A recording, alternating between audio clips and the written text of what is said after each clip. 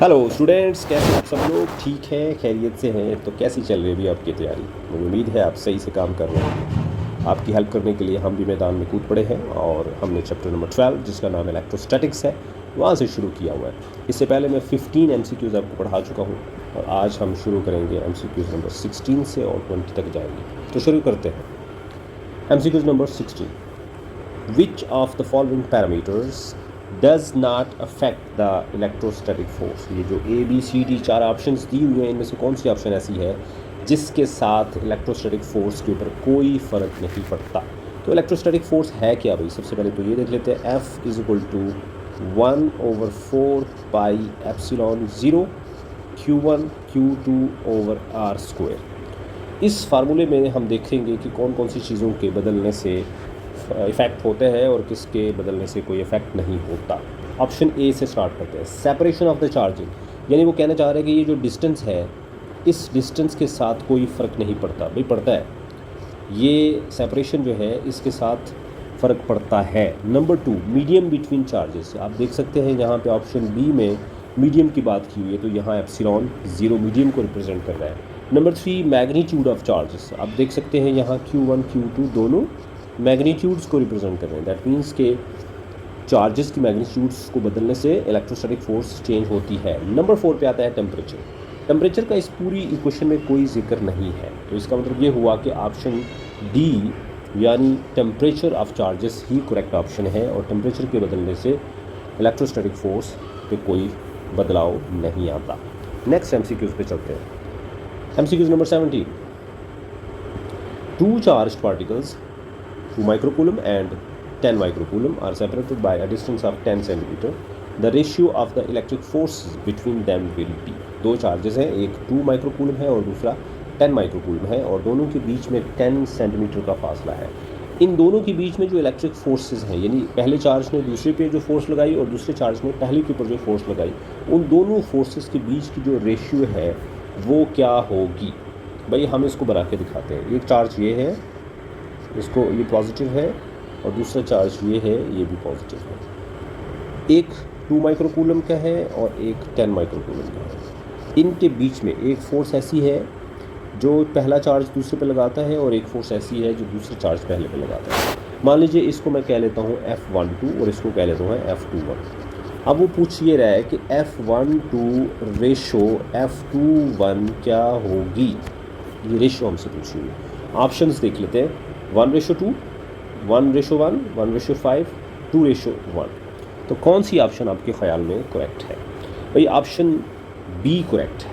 Option B इसलिए correct है कि एक्शन और रिएक्शन, जितनी फोर्स पहला चार्ज दूसरे पे लगाता है उतनी ही फोर्स दूसरा चार्ज पहले के ऊपर लगा रहा है। यानी अगर देखा जाए तो एक्शन और रिएक्शन के एतबार से F12 और F21 दोनों की मैग्नीट्यूड्स एक दूसरे के बराबर हैं। तो जब आप इन दोनों का रेशियो निकालेंगे, यानी F12 रेशियो F21 करेंगे, तो आंसर कितना आएगा? 1।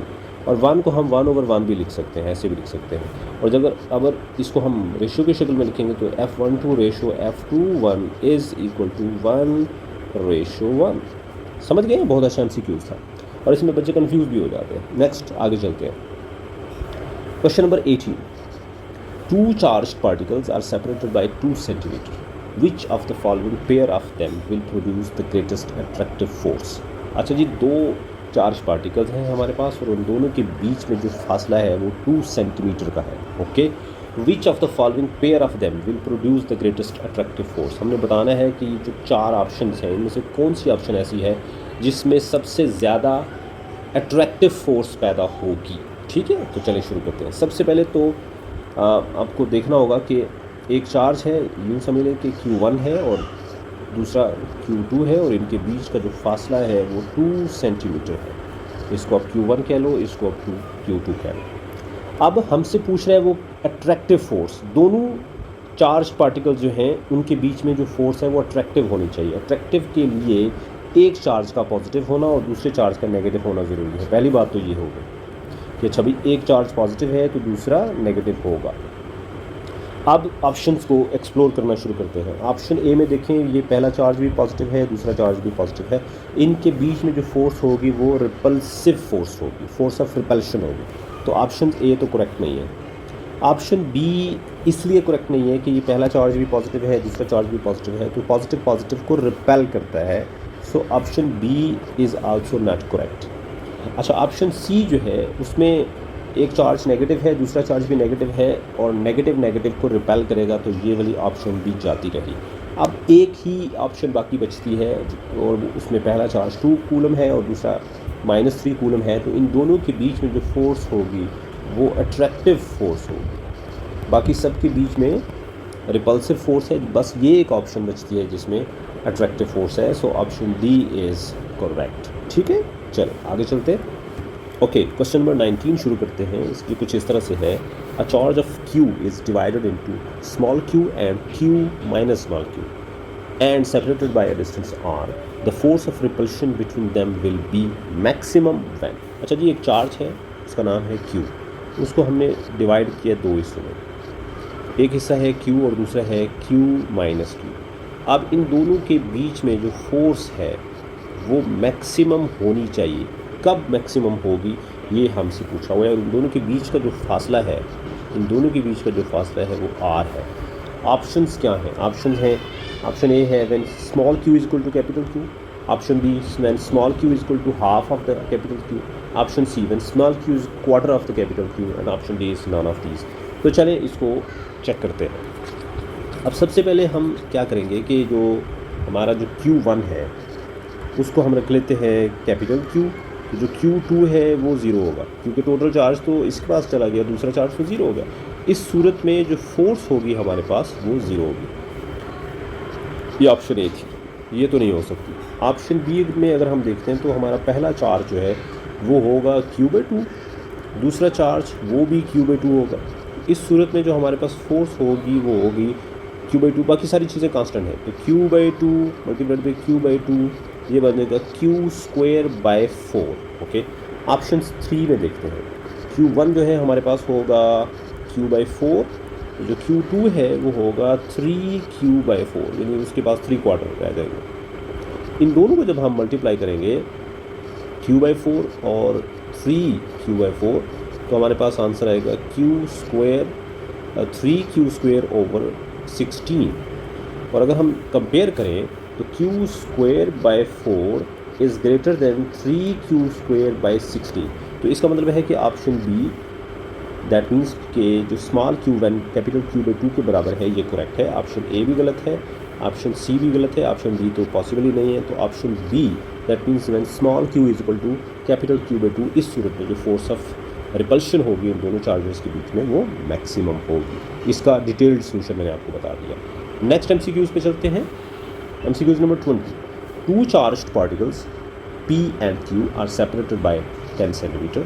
The particle P has a charge of 5 microcoulomb and capital Q has a charge of 10 microcoulomb. The force on particle P due to Q is। बड़ा मज़े का सवाल है।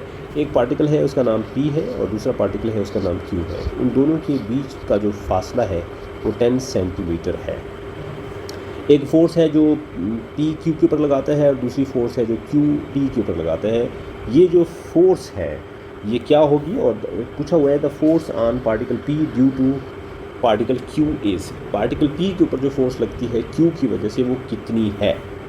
ऑप्शंस कुछ इस तरह से हैं। ऑप्शन ए है double the force on Q due to P। Option B यानी जितनी फोर्स जो है वो P लगाता है Q के ऊपर उसके डबल फोर्स जो है Q लगा रहा है P के ऊपर। नहीं, ऐसा नहीं होता। Option half the force on Q due to P, ऐसा भी नहीं होता। Quarter the force on Q due to P, ऐसा भी नहीं होता। Same as the force on Q due to P, yes ऐसा होता है। ऐसा क्यों होता है? क्योंकि भाई force of action and reaction are equal in magnitude but opposite in direction. ठीक है, जो फोर्स ऑफ एक्शन है वो अगर मैं आपको इस तरह से लिख दूँ कि भाई FPQ है और दूसरा है FQP, तो ये दोनों की मैग्नीट्यूड्स इक्वल हैं बट डायरेक्शन अपोजिट है। तो ना तो ये डबल होती है फोर्स, ना ही ये हाफ होती है, ना ही क्वार्टर होती है। हाँ, सेम ज़रूर होती है। So option D is correct. जितनी फोर्स एक पार्टिकल दूसरे के ऊपर लगाएगा उतनी ही फोर्स दूसरा पार्टिकल पहले पार्टिकल के ऊपर लगाएगा। ये बड़ा इंटरेस्टिंग MCQs है, इसको ज़रा ध्यान से पढ़ के जाइएगा। ठीक है, नेक्स्ट वीडियो में मैं MCQs नंबर 21 से 30 तक पढ़ाऊँगा। अब आइंदा 10 MCQs में पढ़ाऊँगा। ठीक है, गुड बाय, अल्लाह हाफिज़।